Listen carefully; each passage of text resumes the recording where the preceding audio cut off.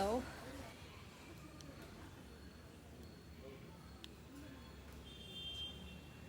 So, there are many ways by which yoga has been learned. Now, I'm talking about movementless yoga, and I'm talking about healthy natural breathing. I'm talking about, well, less movement yoga, um, movementless yoga, no movement yoga, and I'm talking healthy natural breathing, Nirbeeja yoga. Now, Nirbeeja yoga, I'm talking in terms of silence, stillness, nothing, and that gets even more difficult to understand or comprehend, or it may be way too simple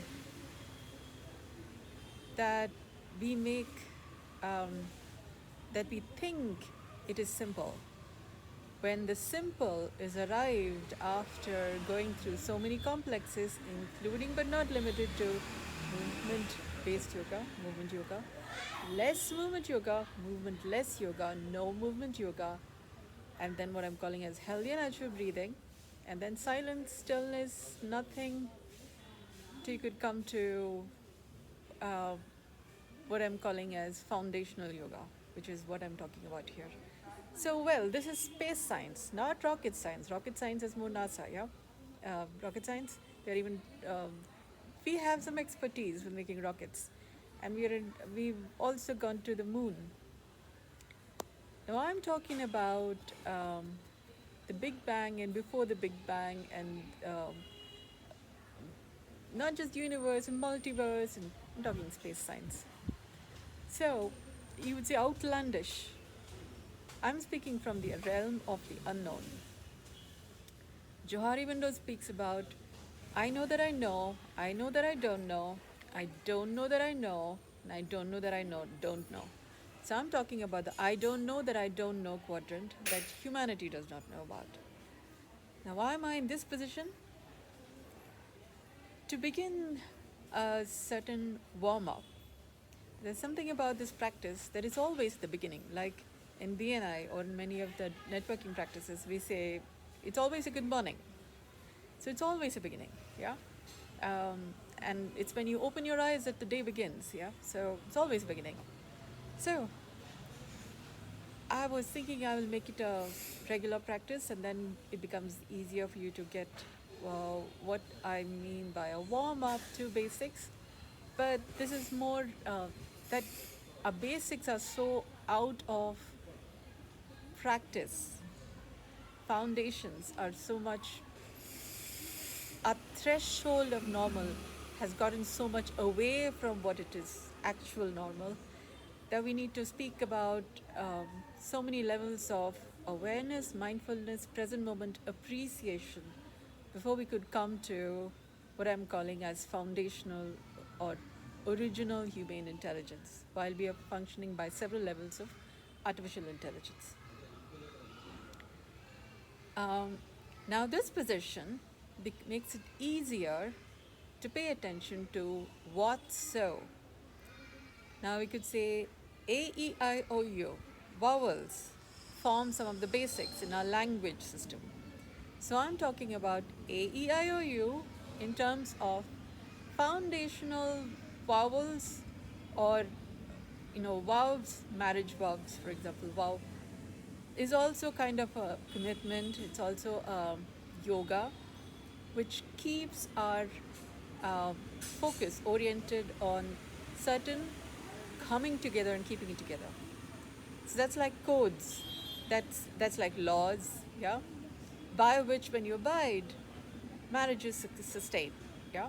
The more you're standing by your vows, say the oath, Hippocrates oath, for example, you're more standing by certain arrived at uh, necessitates, that maintains, that preserves necessary values, that then ensures health, wealth, and wisdom. Yeah, which when you go away from, you're having distractions, having other than the benefit of health, wealth, wisdom. So A, in a horizontal position, lying down position, is what I call as what so. When you can pay attention to what so, it becomes easier for you to know E, I, O, U. Okay, so I will speak about it further.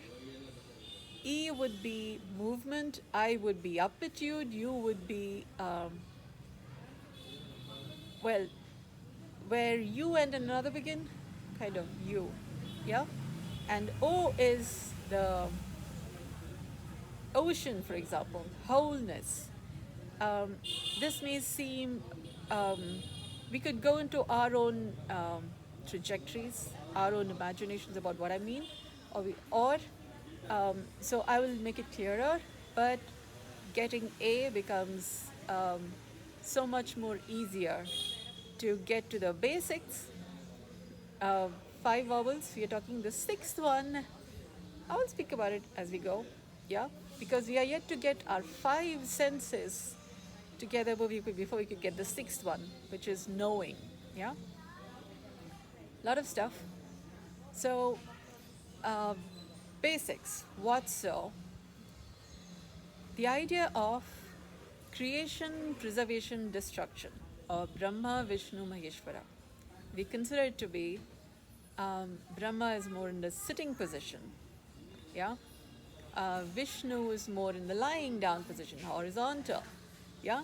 Dreaming the world into existence, Anantashayanam, yeah. So that's the horizontal position. And Maheshwara is more like the standing position, yeah. So we've got 3 positions basically, yeah, by which we can appreciate what's so.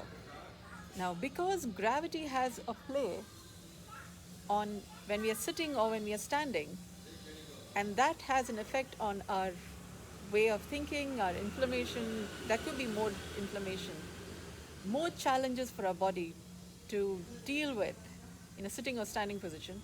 It's easier to appreciate what's so from a horizontal position, because every night we go to sleep and then we dream our world into existence, yeah. And then it's about how well are we dreaming, or how well we are sleeping, how well are we living our life, living our dreams, or not. So several of the challenges basically are horizontals, yeah.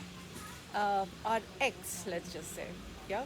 Are horizontal, vertical, and then, well, X, Y, Z. But I've spoken a lot here. So, what so would be better appreciated when you're lying down horizontal, preferably, yeah. Now this is going to get more challenging. In a supine position, yeah, not prone on your stomach, but on your back, like this, on your back, not on the sides, left or right sides, on your back. Now, this could get challenging for some people who may be having, say, a big belly or a big bum, or they have their upper body a little more bent like that, or having a difficulty so much so that you simply need a pillow. Otherwise, you cannot lie like this, yeah, on your back. So it's taken a long time for human beings to evolve into such a position. You know, evolution of life, 4-legged animals, plants also standing upright.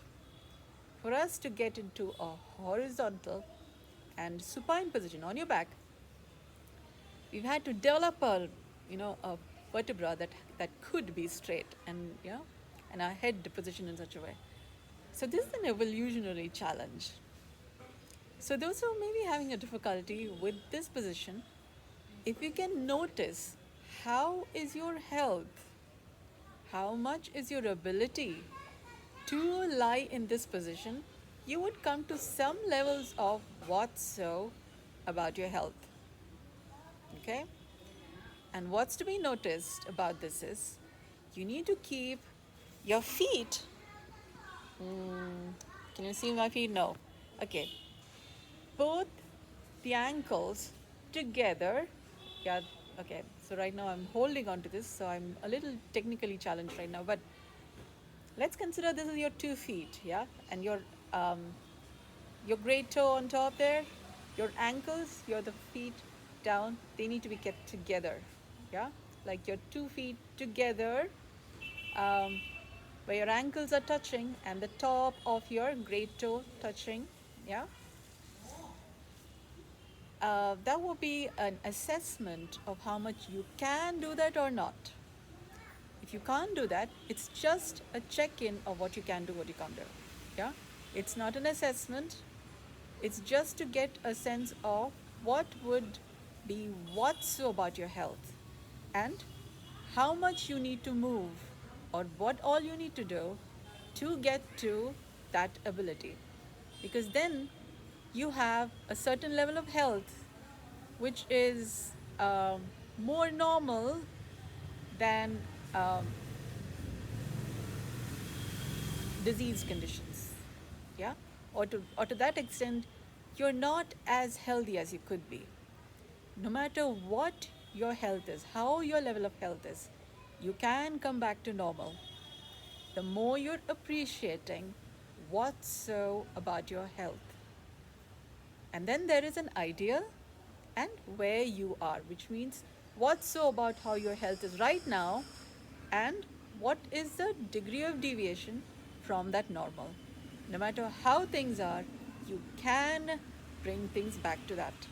And that's what I'm talking about as movementless yoga. That is what's possible. No matter how your health is, you can bring it back to normal once you have an appreciation of what is normal and where you are at this point in time.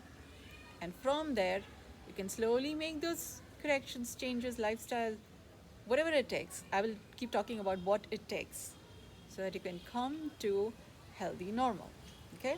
What so? A. Okay? Thank you so much. You may now pause. Didn't even pause. Oh.